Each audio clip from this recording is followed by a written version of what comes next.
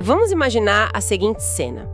Uma nova regra controversa entra em vigor hoje, daquelas que afeta diretamente o bolso, a rotina, o comportamento das pessoas. Aquela verdadeira cacofonia nas redes sociais, né? Nossa, sim.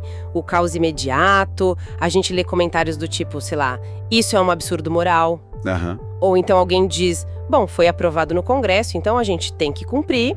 E invariavelmente aparece aquele comentário, na prática ninguém vai respeitar isso mesmo. Pois é, e o que acontece nessa cacofonia é que as pessoas estão usando critérios de avaliação completamente diferentes e misturando todos eles na mesma frase, tipo como se fossem sinônimos. Exato. Quando a gente tenta julgar uma regra social sem separar os nossos próprios critérios, o resultado é o caos argumentativo. A gente acaba exigindo que uma lei entregue coisas que pertencem a campos super distintos da experiência humana. E é exatamente por isso que no nosso mergulho profundo de hoje, a missão é limpar esse ruído. Para quem está começando no estudo do direito agora, ou até para quem quer entender melhor a política e a sociedade, isso aqui é um atalho de ouro. Com certeza. É fundamental. A gente vai destrinchar um texto clássico do filósofo Norberto Bobbio sobre a teoria da norma jurídica. E depois vamos cruzar isso com a visão sociológica do Émile Durkheim. Um peso pesado da sociologia. Total. Então o foco é entender a distinção bem cirúrgica entre três conceitos: justiça, validade e eficácia. Vamos começar definindo o terreno. O Bobbio fala dessas três lentes de aumento, certo? Isso. E separar essas três lentes é a chave para não se perder na sobrecarga de informação que a gente tem hoje no mundo das leis. O Bobbio estrutura a análise de qualquer norma em três problemas básicos. Tá, e o primeiro é o problema da justiça, né? Ele chama de problema deontológico. Deontológico só um pouco impenetrável para quem ouve de primeira, mas estamos falando do campo do dever ser, dos valores morais. É a melhor forma de definir. O foco aqui é saber se a norma corresponde aos valores finais, sabe? Aos ideais daquele ordenamento jurídico. É aquele contraste clássico entre o mundo ideal e o mundo real. Uhum. A gente pergunta se a regra é moralmente boa ou justa. Isso. É um juízo de valor puro e simples. Não importa se a lei já foi aprovada lá no Congresso ou não. O que importa é, ela é correta? Ela realiza os valores supremos da nossa sociedade? Bacana. E aí a gente entra na segunda lente, que é a validade.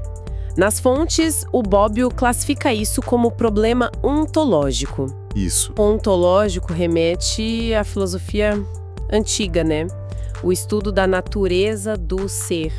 Então aqui a gente está perguntando se a lei de fato existe. Sim, mas olha, não é existência física. É existência institucional formal. Na validade, a gente deixa os valores morais na gaveta. Tá, a gente não está mais julgando se é bom ou ruim. Exato. A gente trata a regra como uma engrenagem do sistema. Para saber se ela é válida, a gente faz uma investigação empírica. Tem três checagens básicas que o Bobbio aponta. Quais são? Primeira, a autoridade que criou essa lei tinha poder legítimo para isso? Segunda, essa norma não foi abrogada, ou seja, revogada por uma lei mais nova. Faz sentido. E a terceira, ela é compatível com outras normas do sistema, especialmente com a Constituição.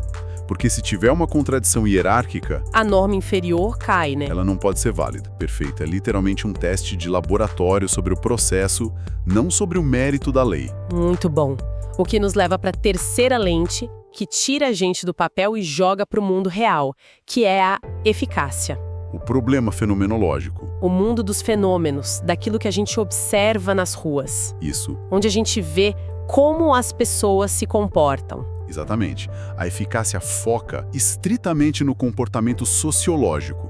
A pergunta é, a norma é seguida pelas pessoas? E se não for, o Estado consegue punir. Esse é o ponto-chave.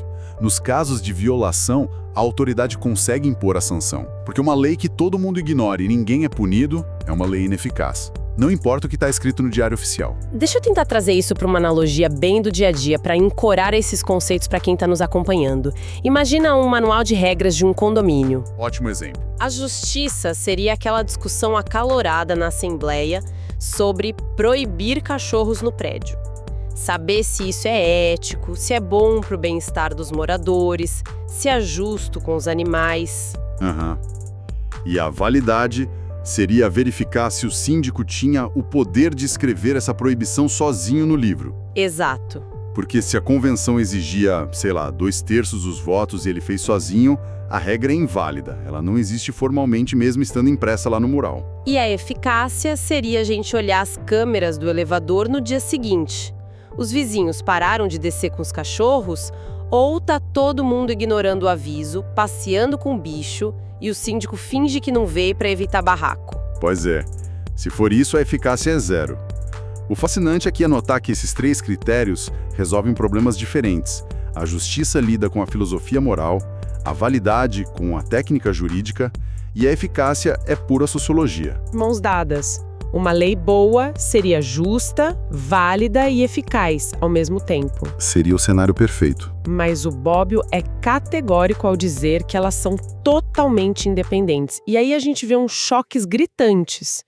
Tipo, uma coisa pode ser perfeitamente justa, mas não ter validade nenhuma. Com certeza. Os grandes princípios de direitos humanos, antes de entrarem nas constituições, são o melhor exemplo. Filósofos escreveram coisas brilhantes sobre igualdade. Ideia justíssima. Justíssimas. Mas enquanto estavam só nos livros de filosofia, sem passar pelo processo legislativo de um país, não tinham validade jurídica. Eram aspirações morais. Você não podia invocar isso num tribunal. Tem um abismo entre você ter a razão moral e ter a lei do seu lado. Agora, o inverso disso é o que mais choca quem está começando no direito. A ideia de que uma lei pode ser 100% válida, mas monstruosamente injusta. Nossa, a história tá cheia desses exemplos sombrios. As leis de segregação racial, as normas que legalizavam escravidão séculos atrás. É pesado. Ninguém com um mínimo de bom senso hoje diria que isso é justo. Ninguém.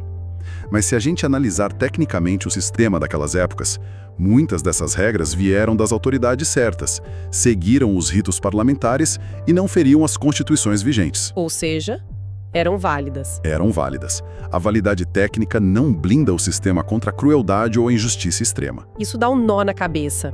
Saber que o sistema que dita as regras funciona tecnicamente, mesmo com valores apodrecidos. Mas e quando entra o fator humano? Tipo, uma lei que é válida, mas falha absurdamente na eficácia. O caso da lei seca nos Estados Unidos na década de 20 é um clássico. A proibição do álcool. Isso. Era uma emenda constitucional perfeitamente válida. Tinha autoridade máxima do país. Só que na prática sociológica foi um fracasso retumbante. O pessoal não parou de beber. Pelo contrário, criou um mercado clandestino gigantesco. O crime organizado enriqueceu absurdamente. A regra era válida, mas o Estado não dava conta de punir todo mundo. A ineficácia destruiu o respeito pela instituição, tanto que tiveram que revogar a lei. Nem precisamos ir tão longe, né? Se a gente olhar para as constituições modernas, tem um monte de artigo válido sobre moradia digna, saúde perfeita. Letra morta, em muitos lugares. Exato, estão lá no papel, são válidos, mas não são efetivas. Por outro lado, a gente tem regras sociais ultra eficazes que não têm validade jurídica. A regra da fila do supermercado. Excelente exemplo. Se você tentar furar a fila, a reprovação social é instantânea. A eficácia é gigante, todo mundo obedece.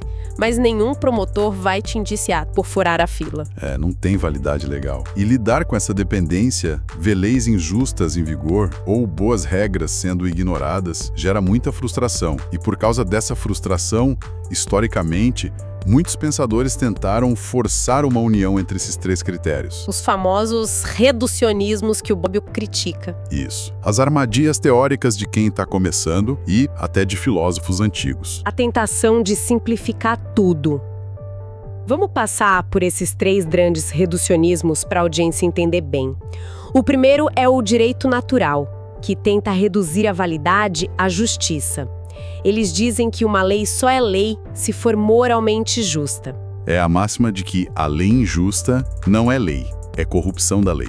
O grande problema de condicionar a validade formal à justiça é que isso destrói a certeza do direito. Porque a justiça é subjetiva, né? Exatamente. O que é justo muda com o tempo.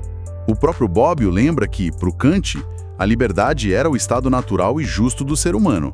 Mas lá na Grécia Antiga, o Aristóteles achava que a escravidão de alguns grupos era natural e justa. Nossa, é verdade. E se cada um pudesse simplesmente ignorar os impostos ou as leis de trânsito só porque os considera injustos no seu íntimo, a sociedade vira um caos em 5 minutos, a segurança jurídica some. Por isso, o Bobbio descarta esse primeiro reducionismo. E o segundo vai para o extremo oposto, é o positivismo ideológico, muito marcado pelo Thomas Hobbes. Aqui, eles reduzem a justiça à validade. Tá, inverteu tudo. Inverteu. Para entender o Hobbes, a gente tem que lembrar que ele escrevia no meio de guerra civil, buscando ordem a qualquer custo. Para ele, antes do Estado existir, não tem o justo e injusto. Tem só a guerra de todos contra todos. Então a justiça só nasce quando um governante escreve a regra? Algo é justo única e exclusivamente porque foi transformado em lei válida pelo Estado? E a consequência disso é assustadora. Se a justiça é só o que está no papel da lei, então o Estado tem base para justificar qualquer atrocidade. Sim, justifica o autoritarismo. A barreira que separa o direito da tirania evapora. A vontade do mais forte vira o próprio conceito de justiça. Bem perigoso. E aí sobra o terceiro reducionismo, que é o realismo jurídico. Esse reduz a validade à eficácia. Eles dizem que o direito real, o direito vivo, não é o texto dormindo na Constituição. É o que os juízes aplicam e o que as pessoas fazem na rua. Eles criticam muito aquele formalismo de ficar só olhando para o papel. Eles focam na lei em ação. Mas peraí, vou fazer o advogado do diabo. Pensando de forma prática, o realismo não faz muito mais sentido? Porque se uma lei foi aprovada, publicada, mas a polícia ignora e a população nem sabe que existe, não seria mais honesto admitir logo que ela não é válida? Olha, a tua objeção faz muito sentido na prática, mas na teoria do direito, ela ignora um passo crucial. O erro do realismo é achar que só a repetição de um hábito cria validade, como num passe de mágica. E não é assim. Não, porque falta o que eles chamam de opinio iuris, que é a convicção de que aquele comportamento é juridicamente obrigatório. E mais, o sistema legal tem que acolher esse costume e dar uma forma jurídica para ele. Ah, entendi. Um juiz não inventa a validade do nada. Ele só tem poder para decidir porque existem regras de validade anteriores que deram o cargo de juiz para ele. Perfeito.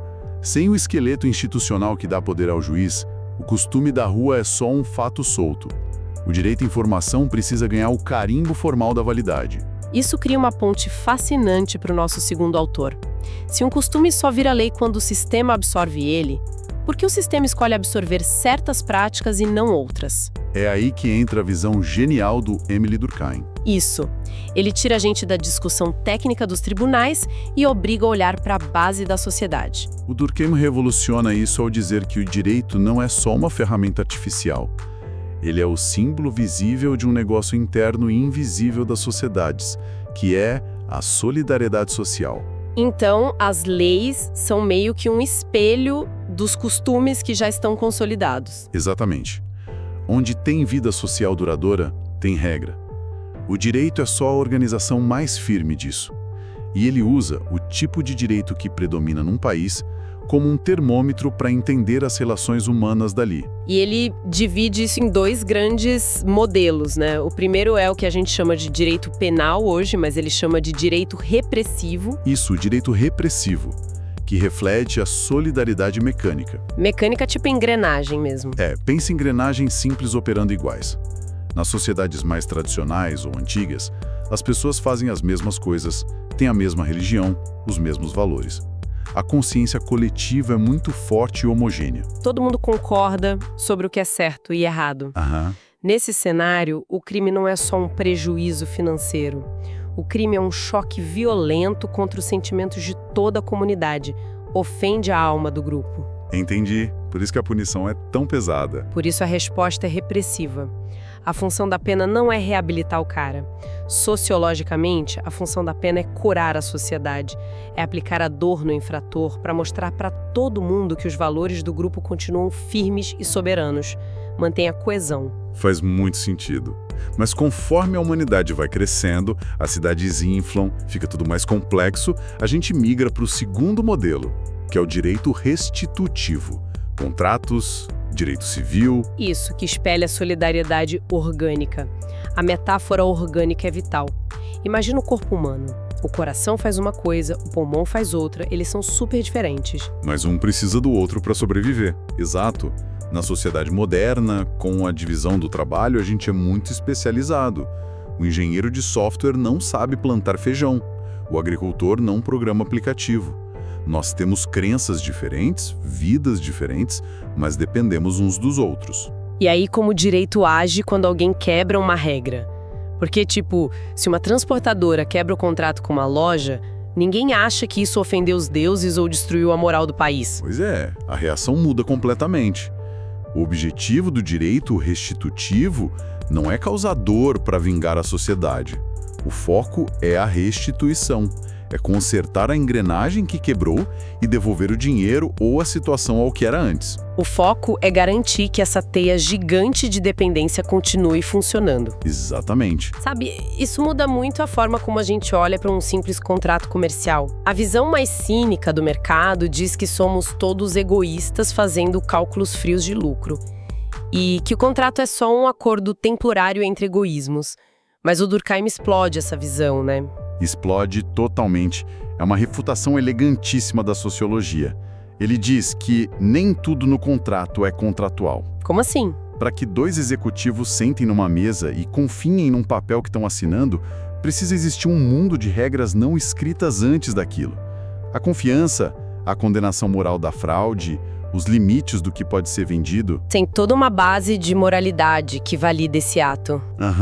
A sociedade intervém nos bastidores o tempo todo. O direito contratual só existe porque a solidariedade prévia protege a ideia de fazer promessas. Sensacional. Isso amarra perfeitamente os nossos dois autores de hoje.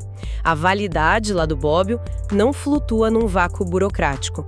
Ela precisa da vida social e da solidariedade que o Durkheim descreve para ter eficácia. A lei é o código da nossa coesão atual. Entender isso muda tudo. Muda mesmo. Bom, a gente cobriu um terreno super denso de um jeito bem prático hoje. O resumo para quem nos ouve é: não confunda os critérios. Saber que validade não é justiça impede a gente de aceitar cegamente uma lei cruel só porque tem o carimbo do Estado. Com certeza. E saber que eficácia não é validade lembra que não é porque todo mundo faz algo nas ruas que as instituições vão mudar da noite para o dia sem os devidos processos. E claro, por trás dos códigos e papéis, o direito é a cola que impede a sociedade de desmoronar. Isso deixa a gente com um pensamento final bem instigante. Manda. A gente viu com o Durkheim que o direito consolida os costumes de longo prazo baseados numa consciência coletiva unificada, certo? Certo. Mas olha para o nosso mundo hoje. A internet, os algoritmos, estão estilhaçando a nossa consciência coletiva. A gente vive em microbolhas isoladas. Os parâmetros morais e a noção de justiça estão divergindo num ritmo alucinante, dependendo de qual rede você consome. Nossa, é verdade.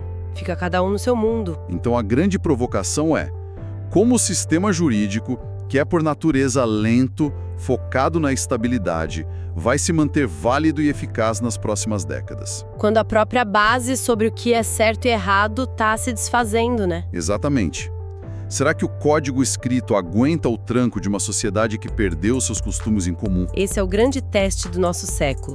Descobrir se a tinta fria do Diário Oficial consegue segurar um tecido social que está sendo puxado para todos os lados. Fica essa pulga atrás da orelha, para todo mundo pensar sobre o que realmente sustenta a nossa convivência. Foi excelente o papo de hoje. Foi ótimo. Até mais.